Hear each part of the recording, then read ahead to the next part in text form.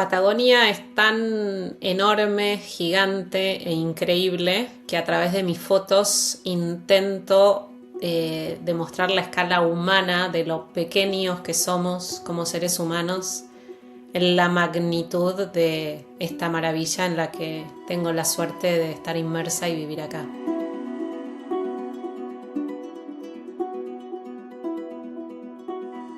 The Vieunite creative community has artists all over the world. Today we're joined by Guillermina Etchebarne, and she's joining us from a particularly remarkable location. Hi, Guillermina. Hi, Ben. How are you? I'm very well. Where are you joining us from? I am in Patagonia, in a ranch in the middle of nowhere. It's unusual. For me, it's great, but it's not for everyone. It's a lot of land and no one living around, so it's really unique. You know, there's those wild areas that maybe I think I have the privilege to live on. But yeah, it's a really long, vast territory at the end of the world. It's remote and rugged. Really remote, and yeah, the weather conditions are really tough also during the winter. We have a lot of snow. The wind, it's something really constant here. So yeah. It sounds incredible. But you're not from Patagonia, are you? No, I'm originally from the city of Buenos Aires. It's the capital of Argentina. It's a really, really big city. So it's noisy, crowded, a lot of movement. It was a really big change moving to Patagonia. So let's go back to your very early days as a photographer in Buenos Aires. I always loved photography and I really enjoyed, but I did it just for the joy of it. It wasn't something that I was taking too serious. So I was starting a career and at the same time I was studying photography. It gave me like this kind of moments to get away from, at least from the noise, and to focus on something that for me was really peaceful. I guess implicitly from what you were saying, your very early subjects were not so much in Buenos Aires. Were you already connected with Patagonia in some way? Yes. I moved to Patagonia because I was dating a guy and he moved to Patagonia. And I knew from that moment that if I chose him, I needed to follow this kind of really wild lifestyle, and living in a ranch, it's so different than living in a city. But everything really, I really like it about it. It was a big change, but in the other hand, I knew that I was gonna be much better living that life. And well, I think I was right because we are still together. and we're still living in the south of Argentina, in Patagonia. So yeah, it worked okay. And you sent me some photographs, which I'll put some up on the screen now, that are from this very beginning of your photographic career. And it looks to me like, as I was scrolling through them the other day, like maybe a couple of from Buenos Aires, but mainly they look like photographs of the ranch. And there's a guy in one of the photographs whom I think I recognize from later photographs of yours. So I guess that's the man who is now your husband. Yeah, you know that, but that time he was in the Bronco rodeos, like the rodeos that you see with the cowboys in the States, but here in Argentina, maybe they are not so popular for the rest of the world. It's like a competition in between gauchos to stay like 12 seconds on top of a wild horse. And trying him to do, good things. You cannot use your hands. There are some kind of rules that you need to follow. And then the one that with the better style and on that time, they win. Yeah. So I was following him, and I used to take my camera with me and shoot to everyone there, like the Gauchos. We call them, the people that work in ranches in Argentina, we call them Gauchos. And it was really nice for me to realize how all the traditions that they have, and how proud they were about their clothes, their style. So I don't know, it really surprised me, and that's why I start shooting them, not only scenery, but I choose when I need to do the practices, the exercises. But the way it wasn't my camera, I need to ask from one of my classmates to let me, a camera, because I didn't have a reflex by that time to do my exercises.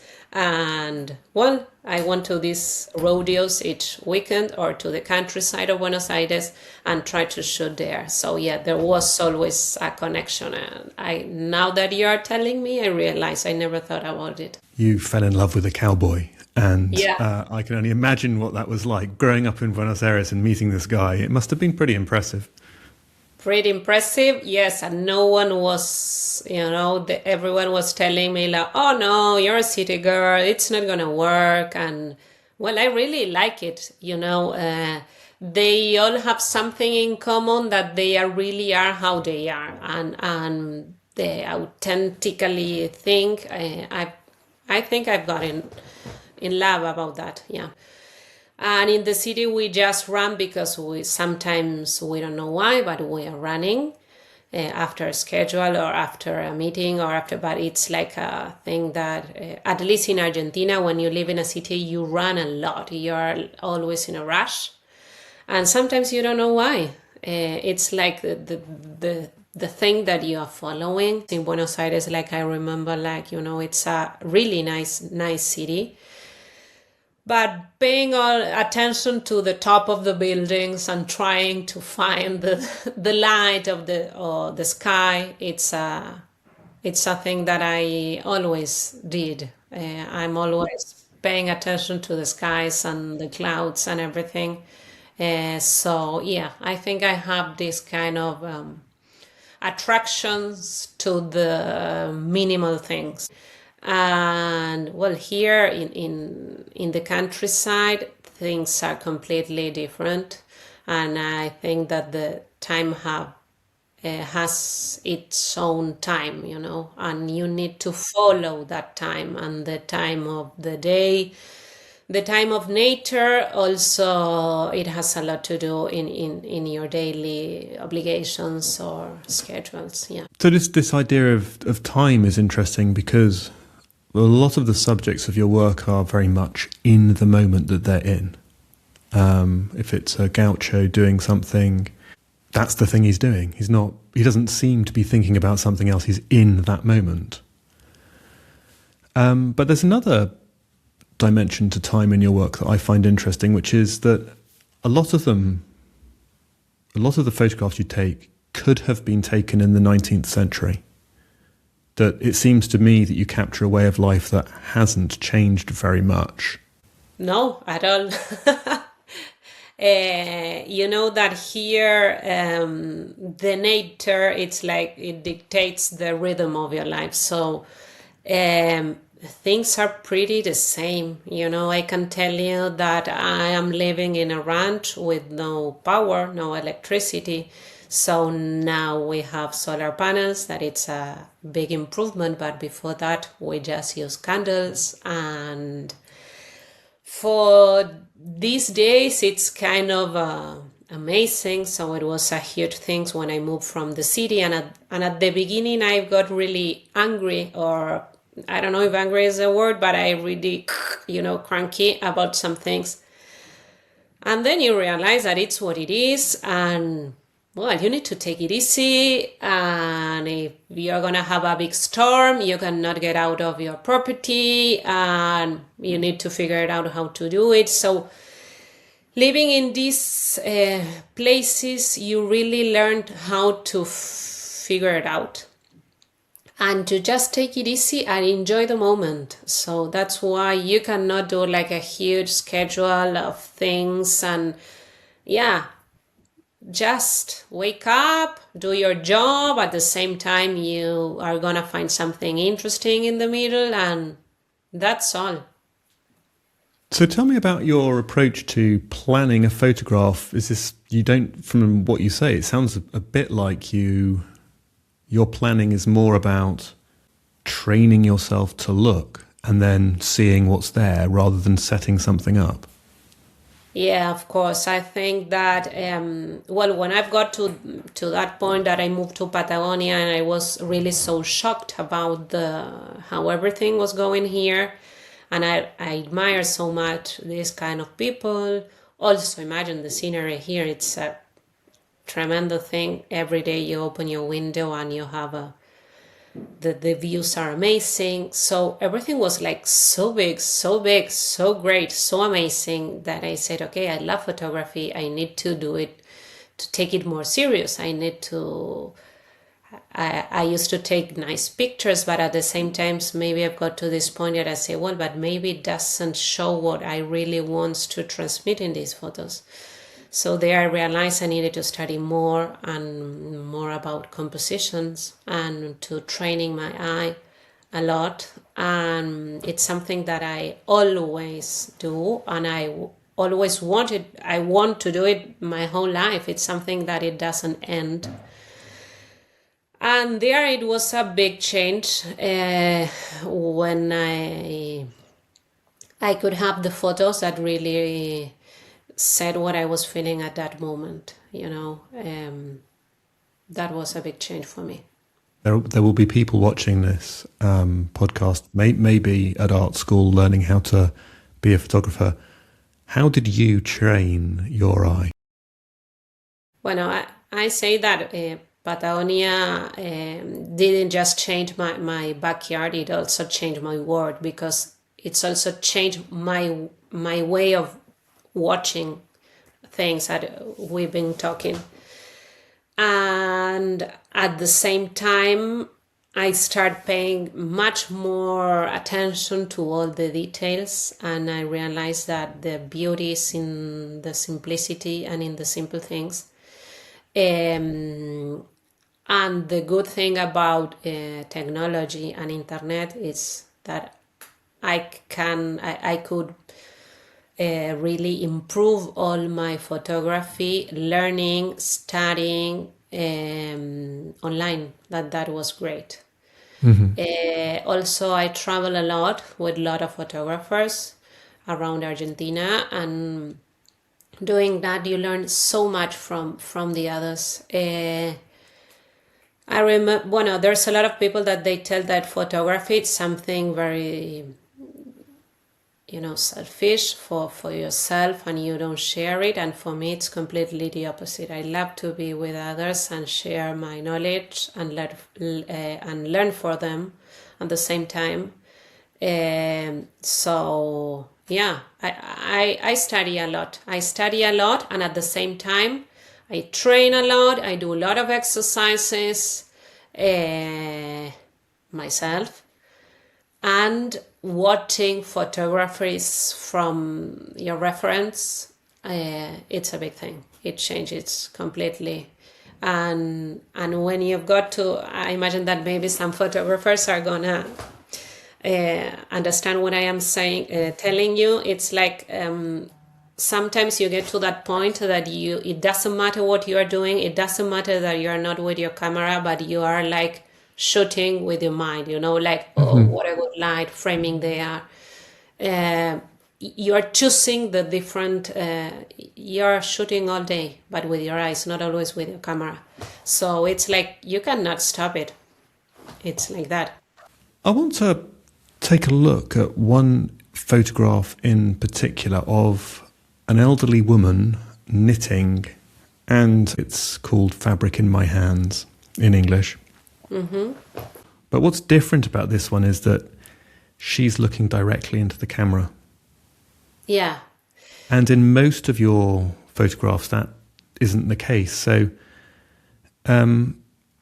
Was that a particular choice? Could you tell me something about how the people in your photographs relate to you? I think that I do like two different situations. Maybe when you say me that not all of them are looking to my camera, it's because I am just shooting when they are doing another thing. They know that I am there, but they are doing their work, you know. And I see that image and I want to have the photo. But with this lady, it was a really powerful moment and I want her to look at me. So what I do when I want these portraits, I don't ask them if I can take a photo. Of course that they know I'm going to take a photo, but I don't start taking photos. I don't start shooting. What I do, I start doing a really long conversation before that. So I tell them my story, I tell them why I am there. We always has this lady that you're talking about. She was from the north of Argentina, from Jujuy, a province in the north. And as I live in Patagonia and I live in the countryside, we always have things in common to talk about. Weather, about how, if it rains or not, if it is tough or how the winters are. So I try to do first a connection so they know that I am not someone that I want to steal something. And after talking about a lot of things, I told her that I was a photographer, that I was really proud of she was doing, and the identity of the Argentines and how all the things, maybe not everyone is paying attention to, and for me it's so important to keep traditions and this kind of lifestyle. So I say, maybe we can continue talking. I can take some photos if you want. And she told me, yeah, okay, why not? And we start having another conversation and I was also shooting to her. Then I bought a sweater. She told me, oh, I have a sweater that is gonna fit perfect for you that I'm selling. And she said, okay, yeah, let's go and take a look. And she brought me a really nice sweater that I bought it from her. So it's always like an exchange of things. I'm not sure. I never got to this point that I need to pay anyone to take a photo, and I am not sure if I would do it. Mm-hmm. No. Well, it'd be a very different kind of relationship, wouldn't it? And there's a lot in that story that you've just said. So the work of having the conversation with her and learning about her, and through that process building up trust, taking those photographs, and then I loved the fact that you bought a sweater from her, and I'm curious about this. So and I use it a lot. It's really beautiful, and I use it a lot. Then I'm going to send you a photo of my sweater. I'd love to see it. Because most jumpers that you buy, sweater made out of wool, they don't smell like sheep. But in my mind, I think that these might have been her sheep, or she might have known where the sheep came from. The wool probably felt a little bit greasy and had that distinctive aroma. No, and it was from llama, you know, the llamas. Llama wool, even better. More. Fantastic. Yeah, I love all these handmade products. All this culture about ponchos that we have, and well, I love it. I really love it. So I use it myself a lot. And wonderful. Yeah. So there's coming across for me, there's a real engagement with a way of life and a landscape. Are you worried about things changing? Yeah, a lot. It's not that I am a person that don't want to, to continue his life, and I love it. I'm always thinking in projects and in the future. But at the same time, I think there are a lot of things that we are losing. We are losing connection. We are losing the silence. We are losing all these excellent or perfect things that people from the inside of the countries does. The industry and technology are taking a lot of that. So at the same time, we are losing traditions. And I think what is really unique from each town or from each country or from each village is what they do for a living, because it's give like their lifestyle, the way of living, and we are losing that a lot. So I really want to be sure to have all these photos, because I don't know how much we're gonna have this. So there, in the very brief moment that the shutter of your camera is open, fractions of a second, you've got a huge amount of time condensed in a single image. This idea as well of not just the patterns of life being threatened. In your wildlife photography, I wonder if there's a similar desire to preserve, to record and preserve. Yeah, I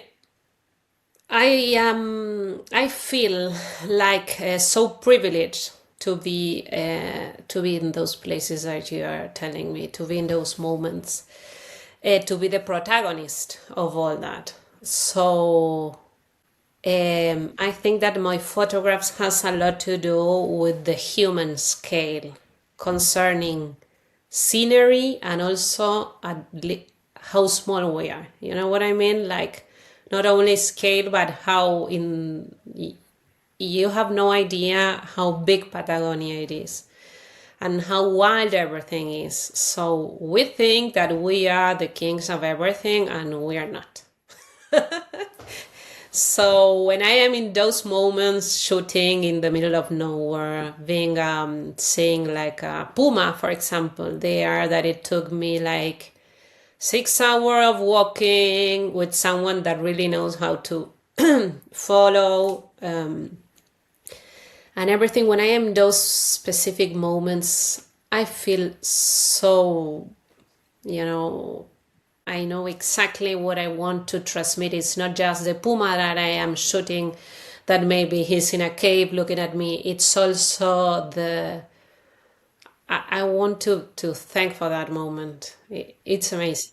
So it's not just getting the photo of the puma, it's the whole story getting there.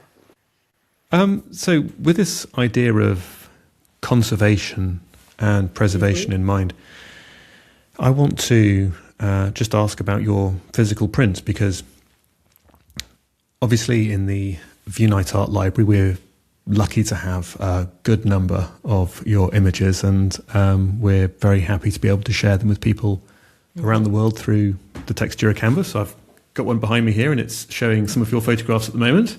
Yeah.